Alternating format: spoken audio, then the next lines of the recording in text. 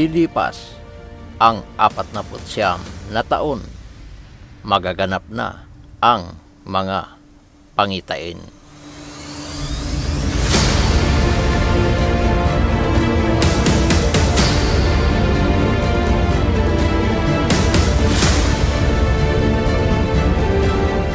Unawain mo ito. Mula sa pagkabigay ng utos na muling itindig ang Jerusalem hanggang sa pagdating ng prinsipeng hinirang ng Diyos, ay lilipas ang 49 na taon. Muling itatayo na ang Jerusalem. Aayusin ang mga lansangan at muog,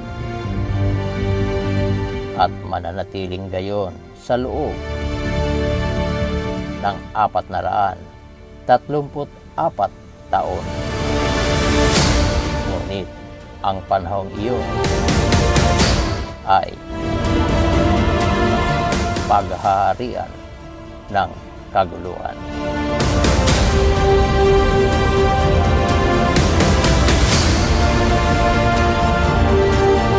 Daniel 9:25. Vision. Nauugnay sa pahayag sa vlog ng Iglesia ni Cristo Hinirang.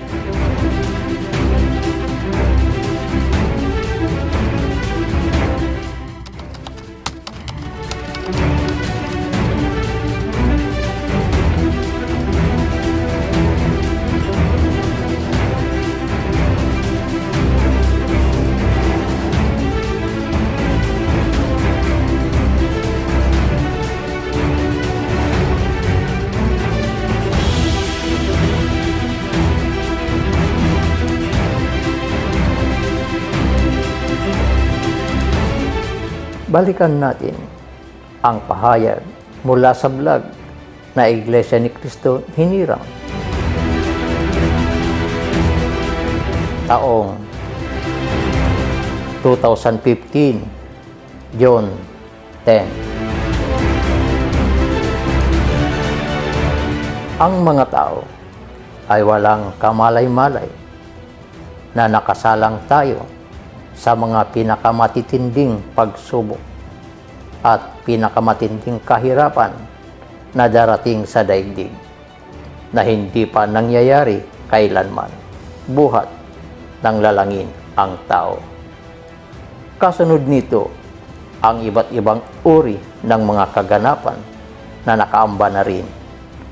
Kapag ito ay mangyari ng sabay-sabay sa lahat ng panig, ang mga tao ay mangangalilito at hindi alam kung saan susuling tatakbo o kung saan pupunta upang humanap ng ligtas na dako.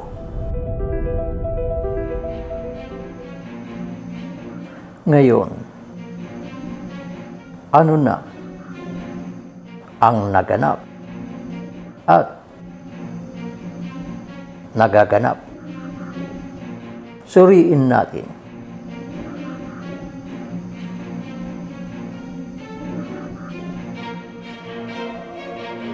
Ang sakit na dumako sa mga alagang baboy.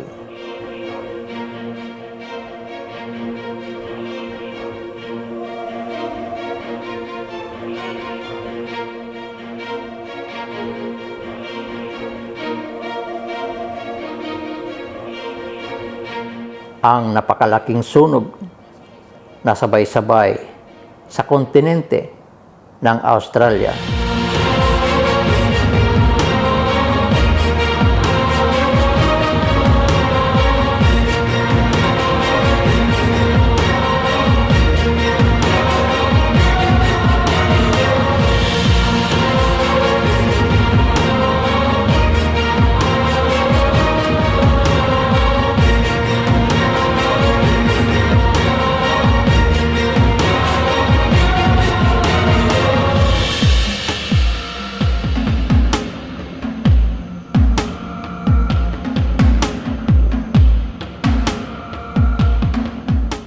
ang pagsabog ng Bulkang Taal.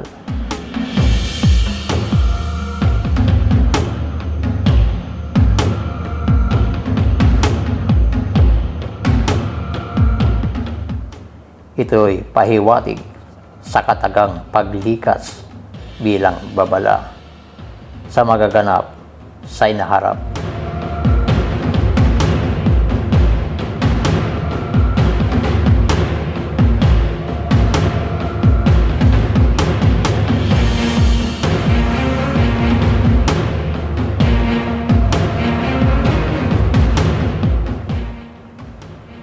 Ang mga lindol sa iba't ibang panig ng bansa o mga bansa.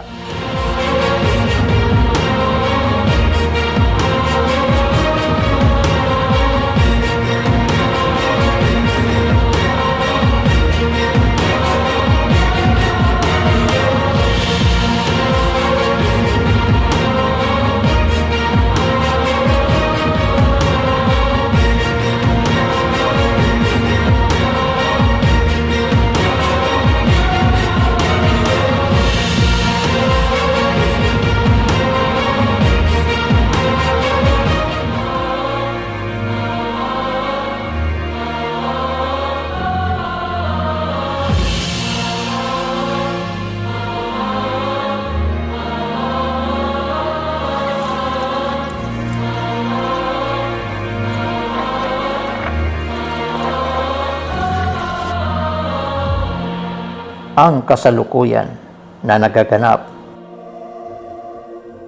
ang sakit na dumapo sa mga tao.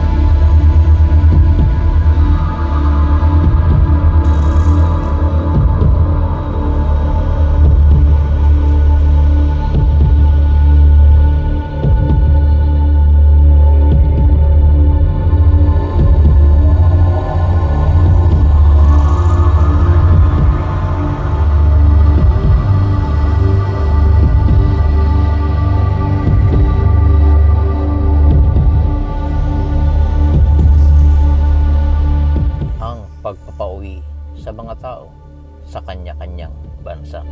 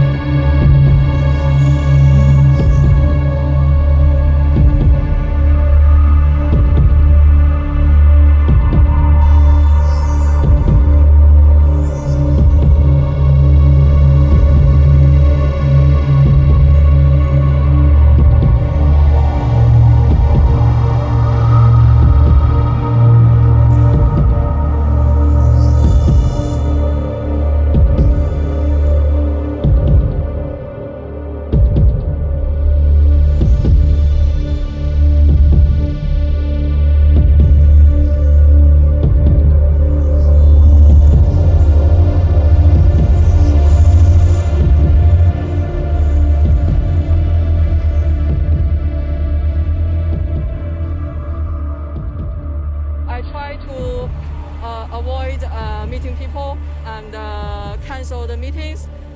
Try to work from home.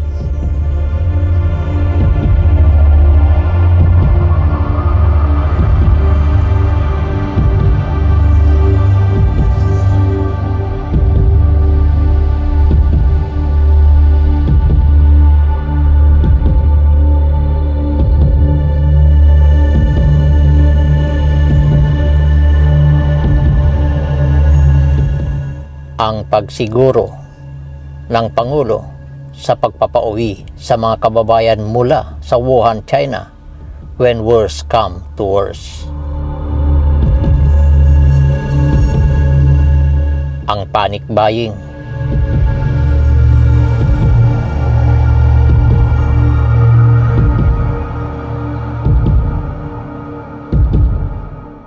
Ang African swine flu na sakit sa baboy ay patuloy na nagaganap sa Mindanao.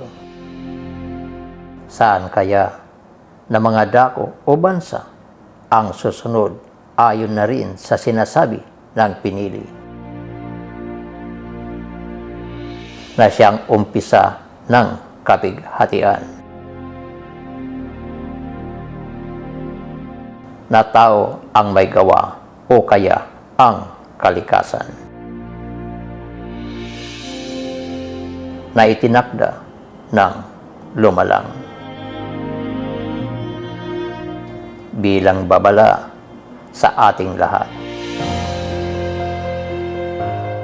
para manumbalik tayo at maglingkod ng may katapatan at sa ganoon ay hindi tayo makasama sa nakatakdang kawasakan na siyang nagmamadaling dumarating. Pakatandaan, hindi pa ang wakas. Ito ay ang kawasakan muna bago ang kawakasan. Ating patuloy na pansinin ang mga kaganapan.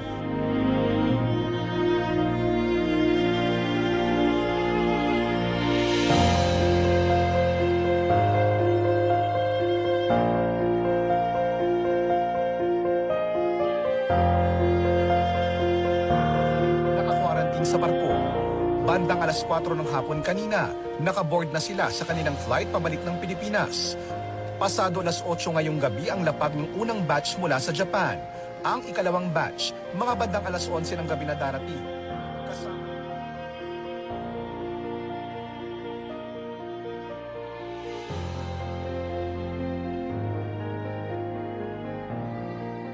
ang balita sa patuloy na pagpapauwi ng mga pinuno ng mga bansa sa kanya-kanyang mamamayan.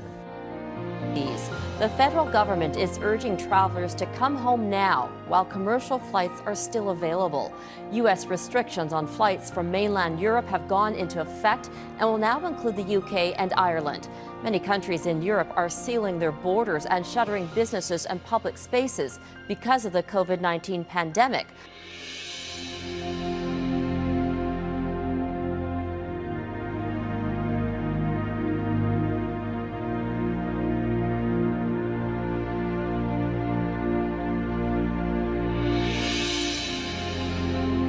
Nakaamba na ang kahirapang walang kapantay na sinasabi ng propesiya.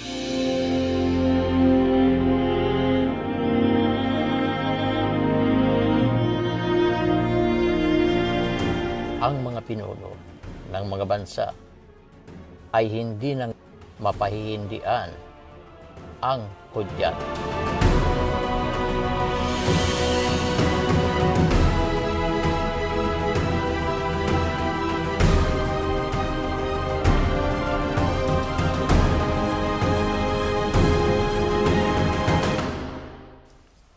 Ang gobyerno nagsisikap na maisaayos ang lahat.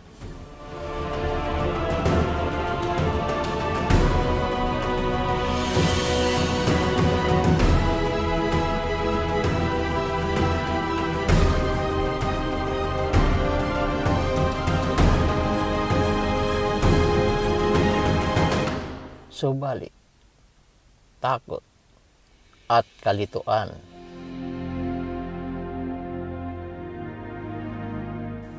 naman ang umiiral sa maraming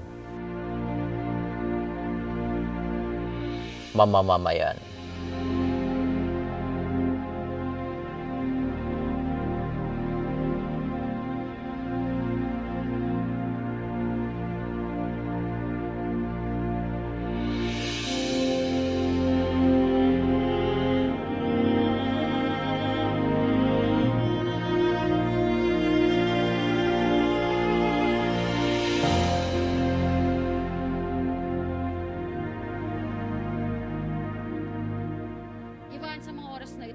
marami pa ring stranded dito sa boundary ng Caloocan at San Jose del Monte, Bulacan. Pero ngayon lamang nag-anunsyo yung mga pulis na nagbabantay dito na bukod sa mga uniformed personnel at mga health workers ay pinapapasok na rin yung mga empleyado ng quarantine. Wala pa rin akong kahit pagod ako sa trabaho, di nyo kami papapasukin. Grabe naman kayo. Gutom na ako. Hindi nyo kasi maramdaman. Kasi kayo yung nandito. Ganyan ang eksena dito sa boundary ng Caloocan at San Jose del Monte, Bulacan pagsapit ng hating gabi nang simulang ipatupad ang idineklarang enhanced quarantine. Walang pinayagang makapasok maliban sa health workers, pulis o militar. Sa magkabilang bahagi, humaba ang pila ng mga sasakyan, naipon ang mga tao. Lockdown ho, pati yung mga naninirahan. Ano naman ang mangyayari sa amin? Ano yung tinatawag na social na distance na yan? Kung ganito po magiging lalakaran dito. Karamihan, Dahil sa kalituan, galit o pagkaasar ang nalikha sa mamamayan.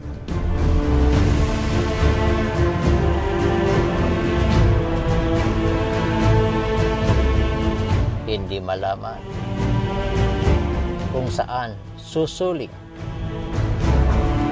o tatakbo dahil sa mga kaganapan.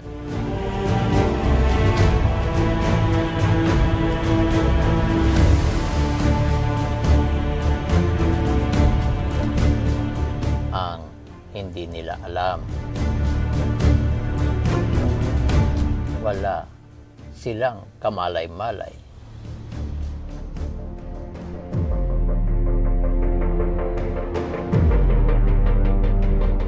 na titindi o mas matindi pa ang kakaharapin sa hinaharap na siyang nagmamadaling dumarating.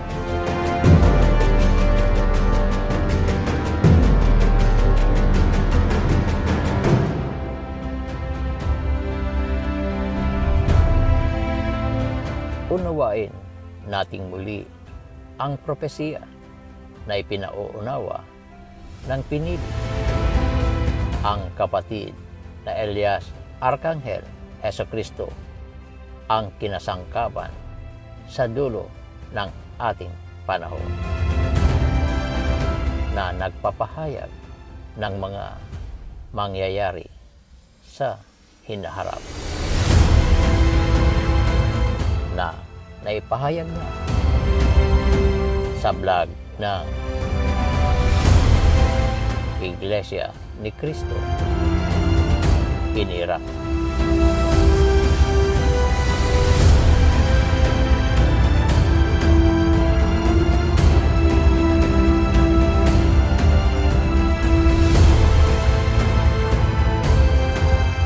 Mga kapatid, mga magulang, mga kaibigan at mga kakilala.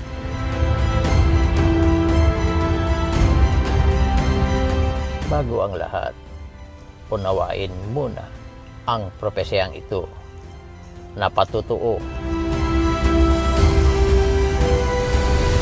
ng ating Amang Banal, pinakamamahal, pinakadakilang Panginoong Diyos. Kung sino ang kanyang sugo sa dulo ng panahong ito.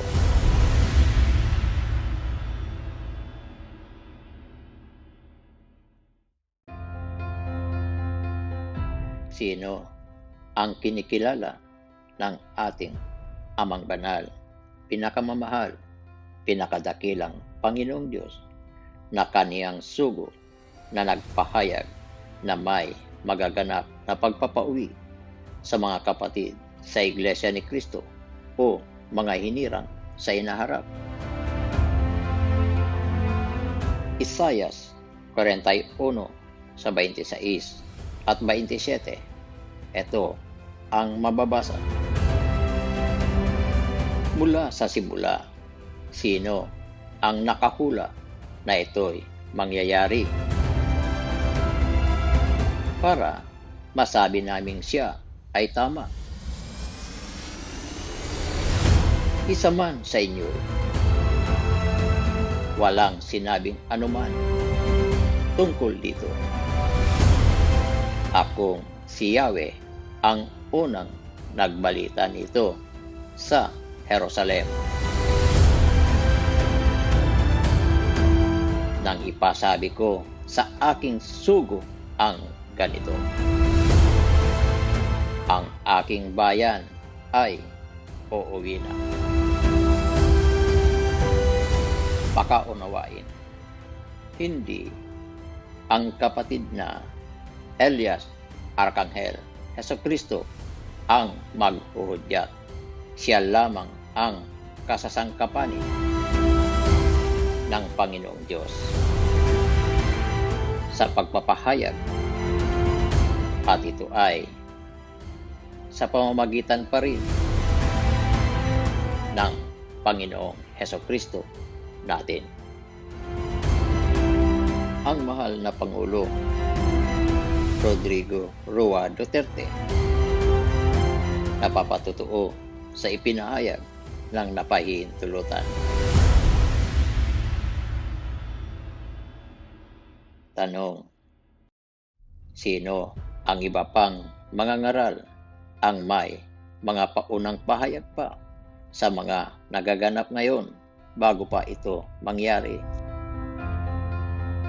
Kung mayroon, sino? Hindi naman sila na mga nasa sentral nakapagpahayag na may nakatakdang magaganap na pagpapauwi sa mga kapatid nating mga Iglesia ni Cristo. Dahil ang mga ito ay nakasentro na lamang sa pagtuturo para ipaunawa ang kahalagahan ng pagsamba, paghahandog at ang paghuhukom. Ang mga ito na lamang ang alam na katuruan habang naghihintay sa pangakong kaligtasan.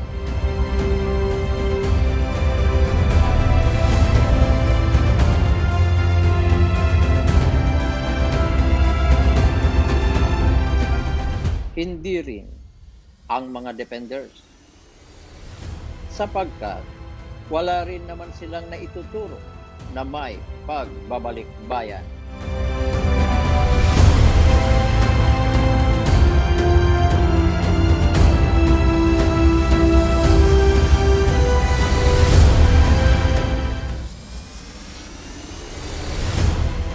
Lalong hindi rin sa mga nasa Bible believers ang makapagpahayag patungkol sa pagbabalik bayan. O sinuman na mga nangangaral sa kasalukuyan na galing sa ibang reliyon ay walang nakapagpapahayag ng pagbabalik bayan.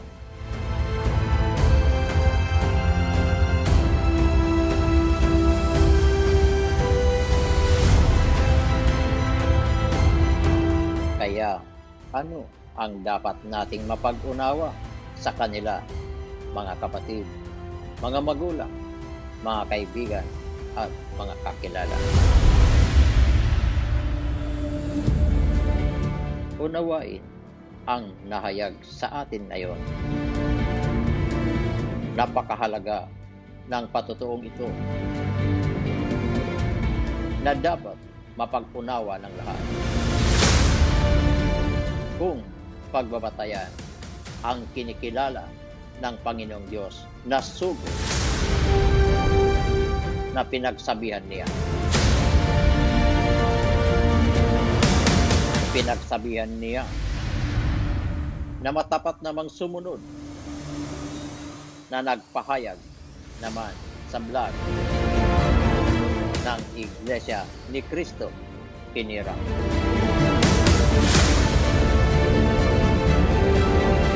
Kung ganoon, sino at saan naroroon ang pinatutungkulan ng Amang Banal na sugo niya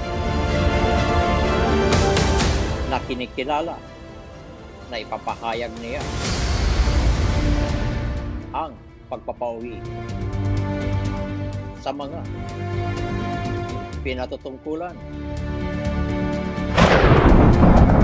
Tanging ang banal na gawaing itinatagulo ng Iglesia ni Cristo hinirang ang patutuo sa kinasangkapang pinili. December 21, 2018 nang may lathala ito.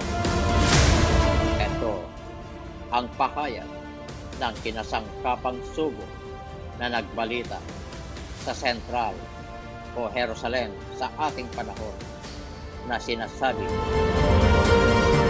ng Amang Banal sa talata ng Isaias 41 sa 26 at 27.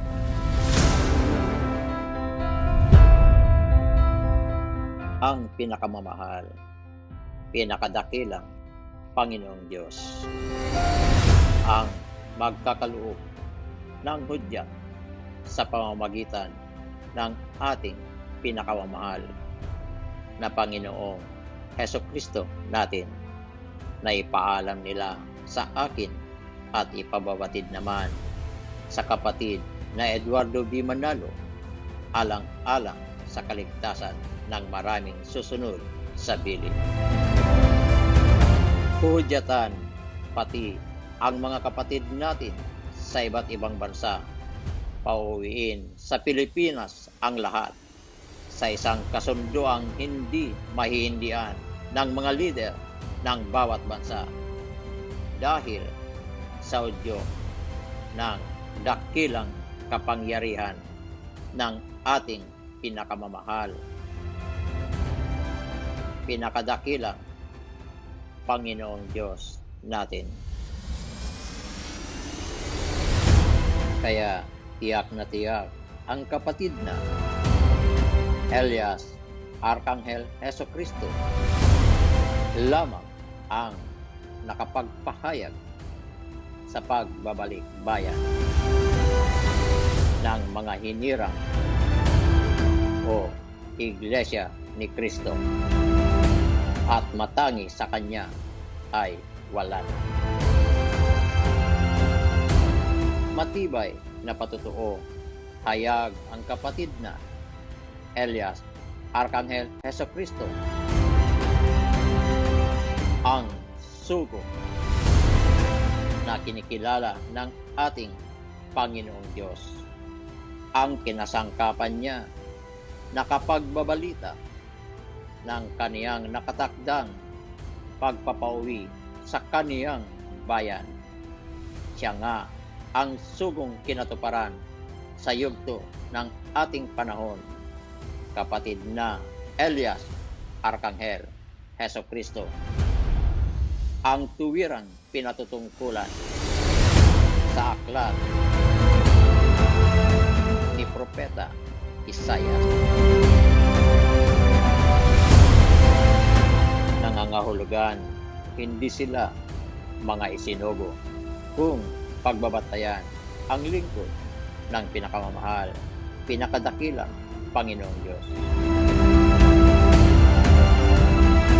Ang hahanapin sa kanila dahil wala ni isa man sa kanila ang nakapagpahayag sa napakahalagang mensahe na ito. Ang aking bayan ay uuwi na.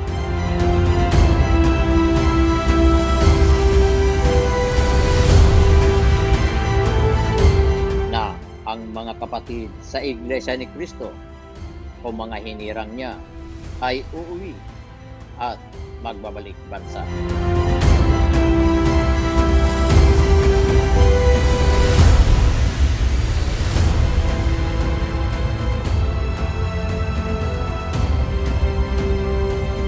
Subalit, tulad ng ipinaunawa ng napahihintulutan na mababasa sa Isaias 41 sa 26 at 27.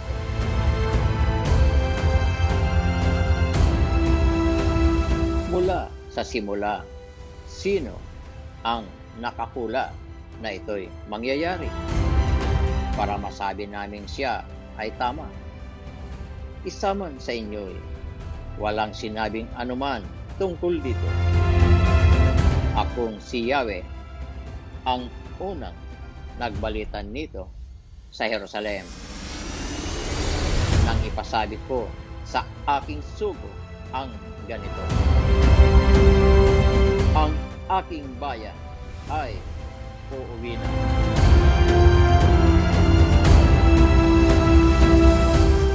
Ito ang sabi ng pinili.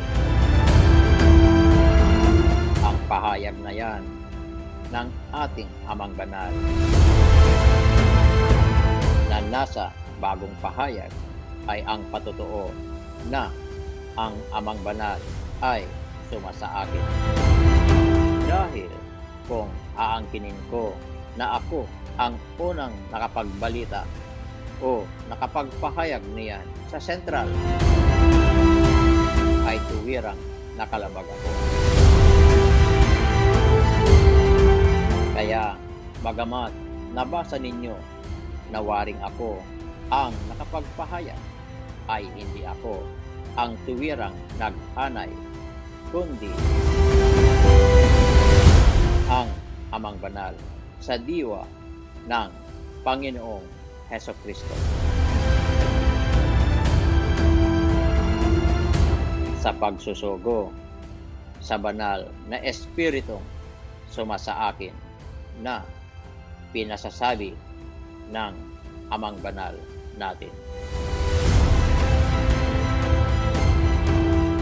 Kaya naipahayag na sa vlog.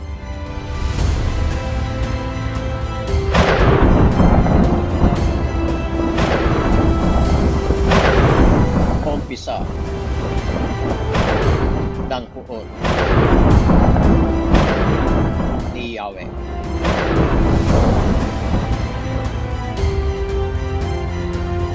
Na mababasa sa Isaias 13 sa 5 hanggang 14. Dumating sila buhat sa malayong lupain, buhat sa dulo ng daigdig. Dumating na si Yahweh upang wasakin ang buong lupain dahil sa kanyang poder. Manangis kayo sapagkat malapit na ang araw ni Yahweh. Darating na ang araw ng pangwawasak ng Diyos na makapangyarihan. Sa araw na iyon, manghihina ang lahat ng kamay. Manlulupaypay ang lahat ng tao. Ang lahat ng tao'y masisindak at manginginig sa takot. Makadarama sila ng paghihirap tulad ng isang babaeng manganganak. Matatakot sila sa isa't isa.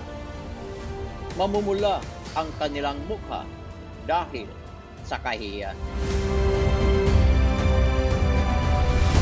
Paparusahan ko ang daigdig dahil sa kasamahan nito, at ang masasama dahil sa kanilang kasamaan. Wawakasan ko na ang pagmamataas ng mga palalo at puputulin ko na ang kayabangan ng mga walang awa. Kunti lamang ang ititira kong tao at magiging mahirap pa silang hanapin kaysa gintong lantay na galing sa Ophir. Kaya nga, yayanigin ko ang kalangitan at ang lupa ay maliliis sa kinalalagyan nito. Sa araw na isinabog ni Yahweh na makapangyarihan sa lahat ang kanyang matinding puot, parang usang hinahabol, parang tupang walang pastol. Ang mga tao'y babalik sa kanilang bayan, sila ay tatakas pabalik sa sariling lupain.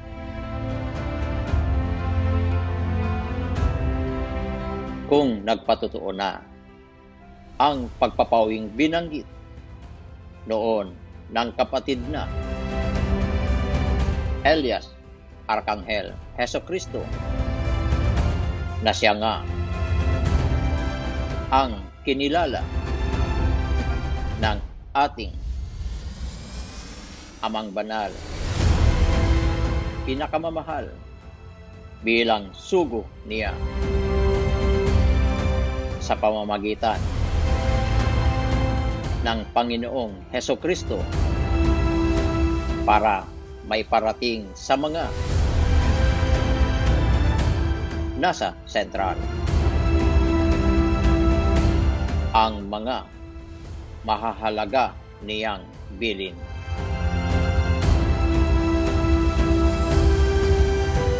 Ano ang nakaamba?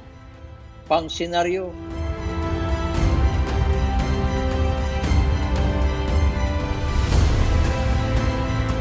Na magaganap para mapauwi na ang lahat. Mga kakapatid,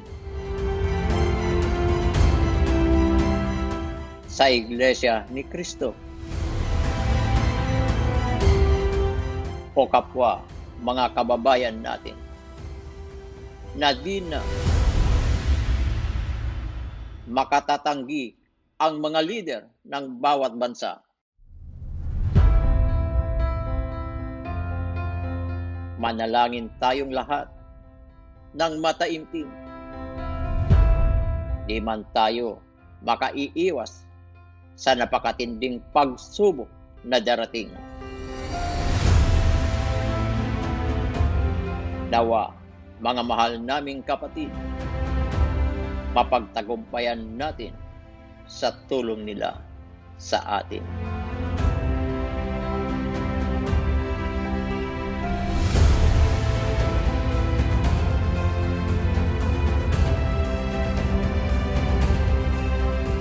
Ang nakatakda na magaganap sa ating panahon.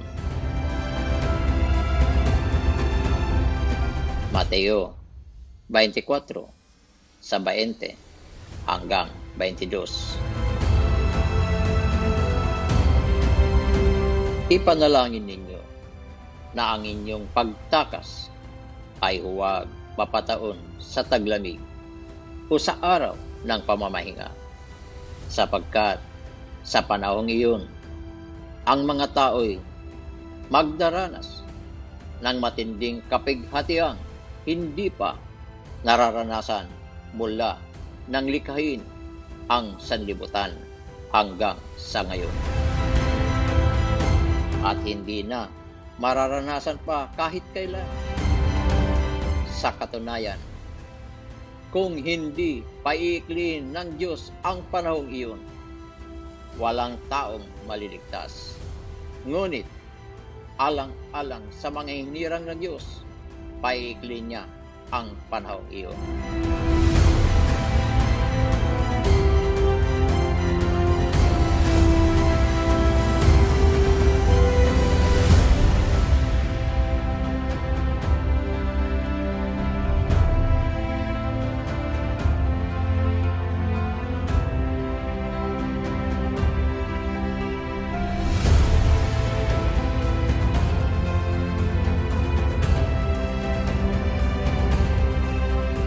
Kaya ang pinili na siyang sugo sa dulo ng panahong ito. Malinaw ang mga ipinahayag sa vlog na mga talata na kailangan munang maganap. Dahil diyan, nahahayag sa atin na hindi pa nga ang paghuhukom ang darating sa hinaharap na siyang hinihintay ng mga tagapagturo ng kautusan, kundi ang kawasakan muna bago ang kawakasan.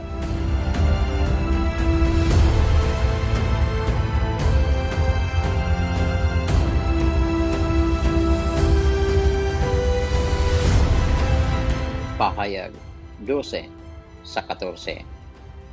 Ngunit binigyan ang babae ng 2 pakpak na tulad sa malaking agila upang makalipad sa isang lugar sa ilang na inihanda para sa kanya.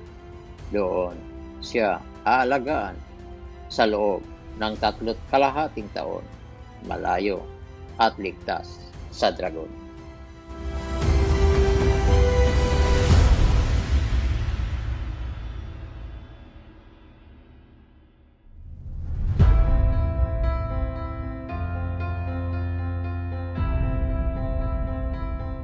Ang mga larawan na naririto ay maaari ninyong i-download, ipamahagi sa lahat ng mga kapatid, kaibigan at kakilala gamit ang inyong mga messenger na mula sa Facebook, Viber at iba pang kauri nito na nasa social media.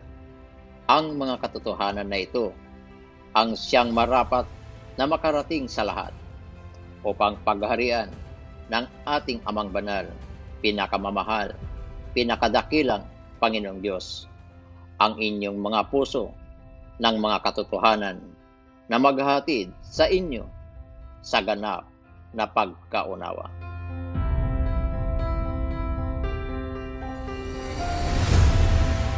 Mahalagang maunawaan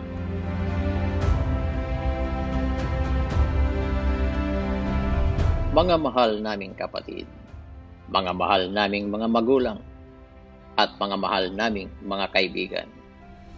Ang mga katotohanan na nahayag ay mula lamang sa panig ng Iglesia ni Cristo hinirang. Walang kinalaman ang sinuman sa sentral ng Iglesia ni Cristo. Ito ay paghahanay ng inyong abang kapatid na hindi ministro, hindi rin manggagawa, isang pangkaraniwang kaanib lamang. Subalit, pinagkalooban ako ng kapahintulutan ng ating pinakadakilang Panginoong Diyos sa pamamagitan ng Panginoong Hesukristo na maghanay, magpatotoo habang sinasaklawan ng kanilang kapangyarihan para ang lahat ng mababasa ninyo dito sa vlog ng Iglesia ni Cristo hinirang ay hindi pangkaraniwang pahayag na nasasaklawan ng hiwaga para magpatotoo na ito ay di gawa ng pangkaraniwang tao kundi ng pinakadakilang Panginoong Diyos na pinakamakapangyarihan sa lahat.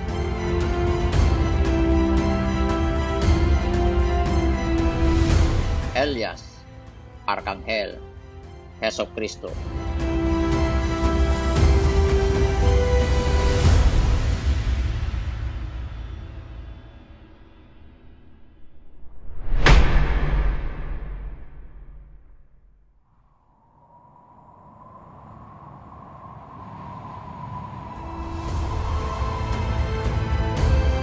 Lilipas ang 49 taon, magaganap na ang mga pangitain.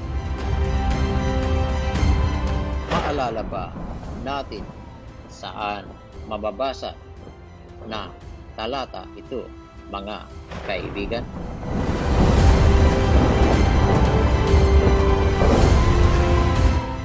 Natupad o hindi? Patuloy na sumubaybay sa mga nagaganap na saklaw ng mga propesiya sa vlog ng Iglesia ni Cristo hinirang, ang batong panulukan.